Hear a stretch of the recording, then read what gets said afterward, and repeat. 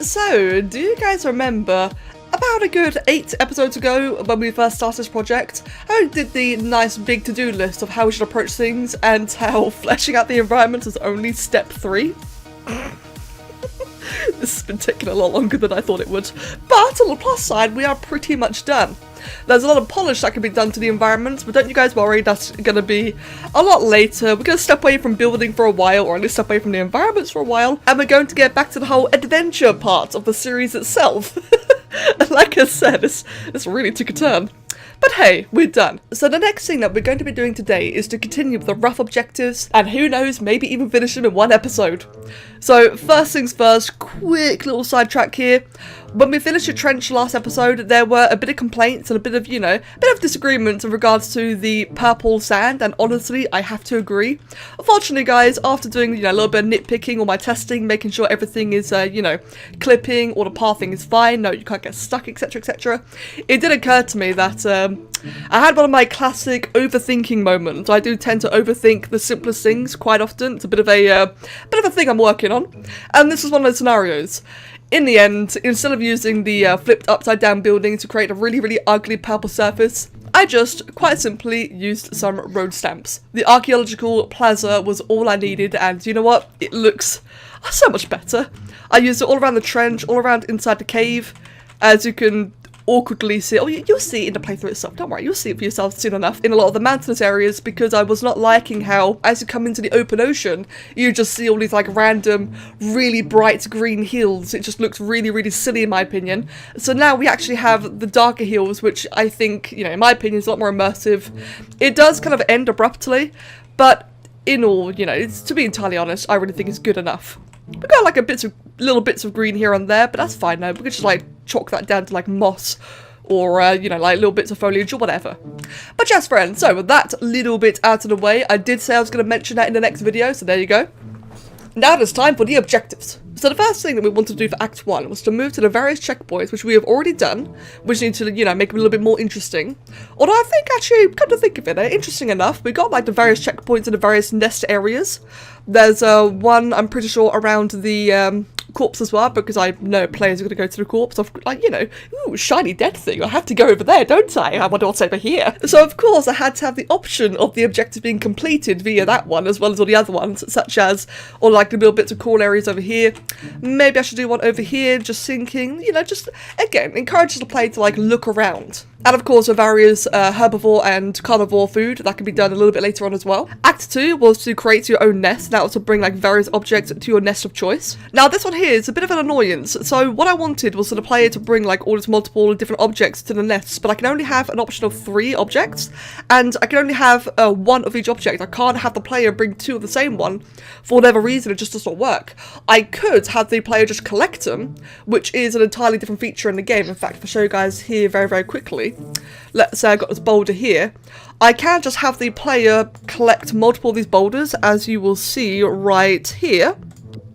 There you go, collectible 5. But I can't have the player move multiple of them. It's really silly. It's a bit of an annoying limitation. So I think, as much as I don't want this to be the case, I think for Act 2, we'll have to have like a whole, variety of objects placed all over the place, but only a couple of them will actually matter. So hopefully it still feels like the player's making progress. Hopefully. Or, alternatively, come to think of it, what I could do... Oh, this is an interesting idea. What I could actually do... It's a little bit sneaky. But, what if I have, like, a invisible green gate? We're not using green gates anywhere else. And we'll actually cover up the different areas like this. So, if I have one like that... Oh no, would that work? Thinking about it. Okay. This might work. Bear with me. So we've got every single individual nest is covered.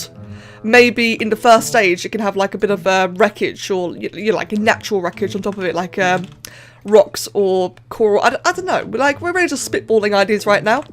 We'll do it like, okay, just those 2 for now. And then what we could theoretically do is just have like various objects disguised as green keys, because as long as it's a green key as the base object, anything that you bring to it will, you know, unlock it. Although if I do that, that does conflict with Act 1, where it tells you to go to the various nests, unless of course I make the objective for Act 1 a lot larger, that way you just have to go to into the general area, not specifically into it. In fact, I think that might make more sense. So in that case, in fact, did I do that already? Did I already do just the thing I was thinking of doing? Oh, I did. Okay, that makes it a lot better then. So, alright, good. So Act 1, you have to go to the general vicinity, but Act 2, you actually have to go into the nests themselves. I'm not sure the objective itself is going to be then, like as in what the player is going to see, but what the player has to do is bring these various objects into the nests. That way, if I have, let's say, 3 on each side, that way I have to unlock 3 at a time. So something like that. So we've got 2 different keys there, so let's go ahead and do that. And we can have, one of them could be like the various little seashells, such as, where is it? Such as here, so that can be one. So any manner of these ones can all be taken to the same thing. Any manner of these ones as well could be taken to it. So this one could be like, I don't know, little boulders, maybe what your base made out of like rocks and such. And that way I can actually have all manner of ones. So what that means is the objective itself is completely open. So what this means is that there can be any variety of actually completing this act, so long as you just bring any number of these objects to the gate, and, you know, probably the same gate, hopefully. I mean, I'm kind of hoping that the player is going to decide, hey, yeah, I just want this one single nest, as opposed to spreading out all over the place. That's just going to make it a lot harder for themselves. Oh, then again, though, that actually wouldn't be a bad idea, because you shouldn't be able to complete, like, multiple nests easily, so I guess that actually does make sense, as long as you've got, like, the same requirements everywhere. Speaking a bit too quickly now, bear with me. So now what this needs, or what this requires, is perhaps the second objective, the actual hidden, you know, winning criteria, is after you manage to get through these, you then get into this. So all you have to do then is just to move into one of these. If I can... Wait, let me do it. Move into it, damn it. Hey, there we go. So now all you have to do is move into that, so that can be any one of them. Do I have one in every single one? Yep, I've got in all 3 of them. One over there, and one over there. Fantastic. Which, of course, these ones over here I will hide as well. So, like I said, this will then give the player the option to use any sort of props. So, I will go ahead and delete all these for now then. But now I know that is the goal that we're going later on. These gates can either be completely hidden, or they can even be like a disguised as like some kind of like maybe like a wall of rocks, or maybe just like some vines. Now, what it does mean, because obviously, you know, I want there to be like the open option, and of course G8 is very, very limited. What this does mean is that in Act 3, oh, cancel. By the time we get to Act 3, that does mean that every single gate will be invisible. So that way, all of them are no longer functioning. You can go into any nest. It kind of makes Act 2 a little bit redundant, I guess, but I'd rather it be this way than, you know, overcomplicating it and have like a really, really weird, complicated design that I don't actually think is possible. It's like I said a couple of episodes ago, the general idea of the nests is so that the player can look at these as just a place of shelter. It doesn't matter which ones they are, as long as you can find some shelter. But Act 2, as I've explained before, just allows you to, you know, have a little bit more commitment to it, or have a little bit more meaning. So let me just quickly do this stuff then. So explore this stuff, that'll be the nest. We'll go to Act 2. We need a home. Just my own personal notes. So we have to unlock various green gates to access potential shelter. Don't worry, that'll make sense to me later on, don't you guys worry. So now then, Act 3, a bigger world, explore the new biome, which is the coral forests. So this one again is just to explore this area over here. Speaking of which, we still haven't made any more nests yet. I really should make more nests in this area, considering how they play such an important part, you know, previously. I think what I'll do for that then is just get a quick building. Is there like any cave props available? Yes, there is. Fantastic. What I'll do temporarily then is have a couple of little areas where nests will be, and I can like decorate them later on. So one, actually, can I just say, that's actually a really nice prop. What the hell? For like some random building I just picked out, that actually looks really good. Maybe we should use this instead. Alright, well anyway, so we got like, let's say we can have one cave here, or one, you know, potential nest area there. We have all these little tunnel ones over here, so I think it'd make sense to have like a tunnel or two around here. So maybe like one there, one there. And I think that would be good for now. There's like a bit of a nice spread of various bits of shelters and such. Yep, got one there. We do have like all these plants in the middle. I apologise for the bad camera angles, by the way, but I can't do much about it. Let me think. Okay, yeah, I think just one more over here, and that would about do it. So how many extra nests is that in total? That is 8. I think that's plenty. So we've got 8 new nests we're going to have to decorate in between. And thus, that can be like the various areas that the player could explore. In fact, let me read it again. So we've got to explore the kelp fields, collect shell fragments, and of course collect more DNA points. Alright then, so in that case, we're going to collect the various shell fragments. Well, the various shell fragments are actually meant to be power-ups, so we'll be using this here instead. I'll make this a little bit bigger actually, because I do actually have a bit of an important use. That is quite a lot larger than the player, but the point of this is, it's meant to be like a shield power-up. It protects you from damage. The idea of that is that you are mimicking like a hermit crab or something else, so it would actually make sense that the shell is a lot larger. And of course that way, it's not, you know, horribly hidden among everything. It actually gives the player a chance to spot it. So what I'll do is I'll dunk a couple of those in various strategic locations. So one over there, for example. Perhaps we can have one there, a little bit smaller. We could have another one like maybe over here next to the cave, or next to the shelter. We could have another one which could be that's the shallows. Another one that could be perhaps again here next to the cave, next to the shelter. So just like with all the previous acts and objectives, we're going to have like a multitude of these. The player's going to have a lot of options. I don't want to be like a simple collect all of them type of thing, because that's going to be, you know, quite long and drawn out. But I do want there to be the option to collect X amount of them. That way, if you don't collect all of them, that's fine. You've at least, you know, collected some of it. Again, it gives the player the option of where to go. So, for example, I currently have, how many do we currently have of these? 9 of them. So we have 9 of these power-ups. I'm probably going to get the player to collect like 3 or 4 of them. And then, the other goal was to explore. So one thing I actually did have in mind a long time ago was for the player to walk through kelp beds, or walk through like the seagrass, and actually get a movement speed boost. Now, I'm going to still try that, but I'm not sure it's actually possible anymore. Let's just give it a go anyway. So where can I find that grass prop? Oh, actually, that's a much smaller one. Oh, what? You see, guys, this is what I really, really love about being able to share all this progress, is that sometimes as I'm looking for something, it's just there already available. I already have the basic grass I'm using by Metal Blaze, aka Error. I've been using his all over the place. I need a different version. Well, there we go then. Xenoplague has provided, mate. Thank you very, very much. Now that we've got that different version, that's going to stand out. So that now when you go among all the kelp beds and such, you're going to get a movement speed boost by collecting this one. In fact, yeah, see, it's a very, very subtle difference, but the difference is there. So now when you go through that, once again, you're going to get that movement speed bonus. Which, in my opinion, kind of makes sense. I can't have, like, any kind of stealth bonus. I can't, you know, implement that in the game. So I think, like, a movement speed bonus is actually a really nice alternative. So let's just embed those in there. That could be, like, a really big one. That could be, like, a really small one. That way it kind of camouflages in, but you can still spot the difference.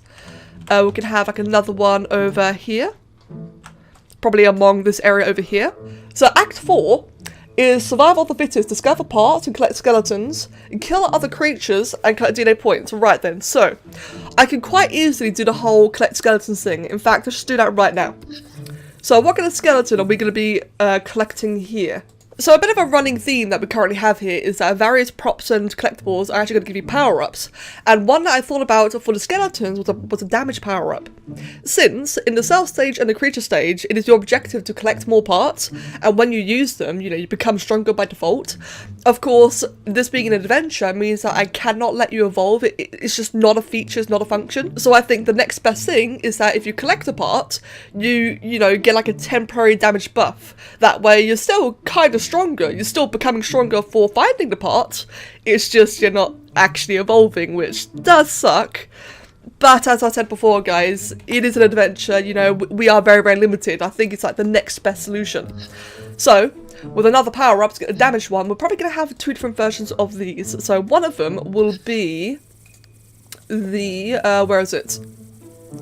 One damage power-up will probably have to be these ones here, the skeleton cluster. And the other damage power-up will have to be probably the fish one, I reckon. So we'll have a couple of these skeletons all over the place. And once again, because these are actually power-ups, you can't really collect the power-ups themselves, but you will still be rewarded for the objective completion or objective progression by collecting them. Just like with all the other ones, so I think that'd be quite good. What I might do at some point later on actually is have like a bit of a congregation of these around various larger creatures. Although that will probably be a lot later in the stage, like perhaps, you know, during the open ocean, like maybe you come across something a bit scary. Just an idea. We'll do that. A couple here and there. And again, for my own notes, we'll have to move to all of them. Move to all of them. And then, of course, kill some creatures, which I will not implement just yet. Right, so making some pretty wicked progress here so far, to be honest. Now, Act 5 states to go into the open ocean and to encounter some epics, as well as journey through the trench, canyon, etc. Right, so this one is, again, you know, I kind of need creatures in order to do this one. So this one is go to open ocean, encounter... Oh, whoops. Encounter epics, whales, leviathans, etc. This will probably be just like a very simple move to. Although, I again come into the same issue where I need the move to work for various different types of epics, which I can't actually do very easily. So I'm probably, again, going to have to have like some kind of prop hidden nearby. But I don't think that'll be too much of a problem though. I think that'll be quite fine. So, Act 6, which is to explore the Dark Deep, which is this not quite finished area over here, still very work in progress. We've got a lot more to add here, but what we do have to do here is to collect various meteor chunks, which will give you a ton of DNA, and then kill off various scavengers. So, Act 6, that'll be Deep Dark, kill waves of scavengers, it'll be like very small creatures, but they're still going to be like a bit of a nuisance. And of course, collect meteorite fragments. Lots of DNA. So the way I'll do this one is, do I really want to give like another power up? I'm wondering. We already have all the power ups on the various skeletons. A meteorite in the cell stage, a meteorite was a big deal. You know, you find a meteorite fragment and you get a power up. But then in the creature stage, you actually can find the meteor that lands, and that gives you absolutely nothing. So I'm wondering, do I really want to do it here? Because if it gives you all the DNA points, it should, in theory, give you a bonus as well. In fact, now that I think about it, do I really want to give all the skeleton fragments the damage bonus as well? Like, now that I think about it, I think having, like, the rare occasional meteorite fragment will probably be a lot better than lots and lots of skeleton fragments giving you a damage buff. Yeah, I think I prefer that, actually. I really do prefer that. So in that case, just delete these two altogether. We'll have to rethink that stage a little bit instead. So, yeah, damage skeleton power-up. Let's just do skeletons instead. Collect various skeleton fragments. What bonus do they give, if any? I mean, maybe it doesn't give a bonus at all. We're still, you know, kind of like spitballing the ideas here. But, meanwhile, in Act 6, we will have the meteorite fragments. That will give you, like, a very large bonus.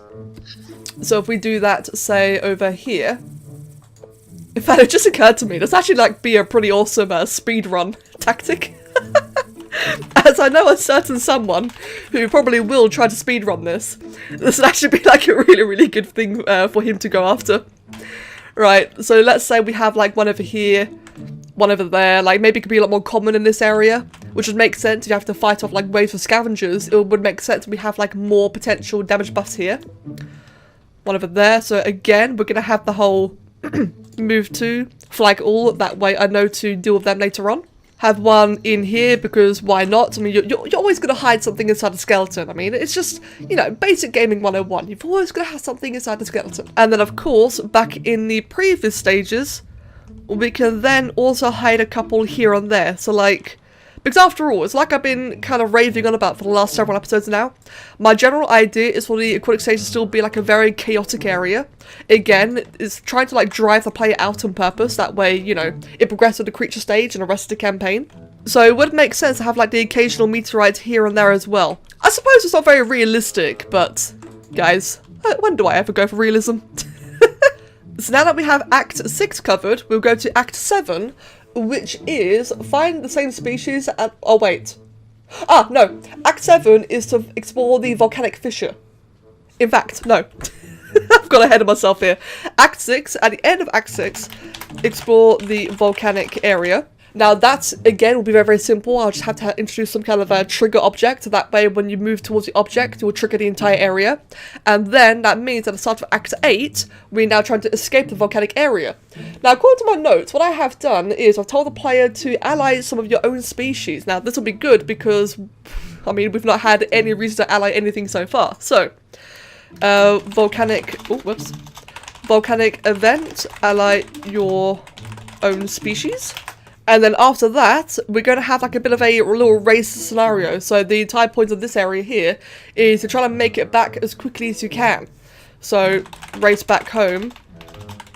It'll be like a bit of a old school platform run through the hoops type of thing. Which won't look like it in practice, but you know, you get the idea. That's kind of gist I'm going for here. And of course, there will be a timer, so you actually will have like a timer associated here. Because, as I said before, I do want that to be like some kind of losing mechanic. Even a losing mechanic is as simple as not making a timer. But you know, after all, it is survival of the fittest. I mean, it is evolution, etc. And then, when you get back to the safer areas, the cooler forest and the shallows, at Act 8, what is Act 8 then? Encounter nearby creatures evolving. Oh no, that's... do I still want to do that? Maybe. Depends on complexity. Encounter various evolved creatures depending on complexity. And then, yes, there was the big boss fight. A lot of people really wanted a boss fight. Personally, I'm not a big fan of the idea of a boss fight because at the end of the day, there aren't boss fights in Spore. It's just not a thing. I mean, you can always like go kill a Leviathan if you want to. I mean, the option will be there to kill one if you really, really want to. But otherwise, there aren't really boss fights in general. Only epics and raids. Then again though, reading back on my notes here, the boss fight could just be killing a land creature. So it actually could just be killing one of the willow swords up above. Do I really want to do that though? I'm just thinking. I guess it would make much sense actually. In fact, yeah, come to think of it, because you've now found like all the various power-ups and explored how to get them, plus you now have like your allies or your own pack with you. Not to mention, you also have the option of hiding here. I guess a boss fight would make sense actually. It'd be like a very environmental heavy type of thing. It won't just be tank and spank. If you utilise your environment, you probably actually could kill off the willow swords. Because now that I think about it, I know I just said I'm against the idea of a boss fight, but now that I think about it, defeating a willow sword for the end of the Aquatic Stage is almost poetic in a way. I actually really like that idea now that I think about it. So, that's it then. That is the 8 acts done. So now what I need to do, probably off camera, this is going to be very, very tedious. I now need to actually flesh out the various acts, create the new areas, such as the new nests all around here, which will also exist in other biomes. I'm not sure how just yet. Probably not in the open ocean, because unfortunately, the open ocean probably will just be locked out, as in you can't go underneath, which does suck. That is against what I originally had planned, but at the end of the day, we are very, very limited. But in the other areas, such as in a trench over here, I guess there's nothing stopping me from like just squeezing in a little cave here and there. There probably wouldn't be very many coral related things, but we could have like some rocky structures and such. Maybe even the skeletons. Maybe you could hide inside the skeletons. That could be like a shelter of sorts. And otherwise, yeah, I'm just gonna have all the power-ups placed all over the place in strategic locations. I gotta do a little timed event, make sure I tune it nicely. That way it's still difficult, but very, very possible. And otherwise, I think... oh boy. I think the next stage, my friends, is adding the creatures. So, I think I'm going to do a quick little deadline call. I'll probably do that before this video even comes out, actually. So, yeah, as of this video, you'll probably already see the deadline call. I think it's the safest way to go about this. But yeah, guys, really trying to speed up the progress there. And I've got to say, I'm very, very happy when I have all the acts done. Now I'm just going to flesh them out and make them good. And otherwise, I do believe that is it for today. So guys, as always, thank you very, very much for watching. If you've got any thoughts or opinions, as always, please do let me know. And otherwise, guys, I will see you in the next one. Thank you very much and have a wonderful day.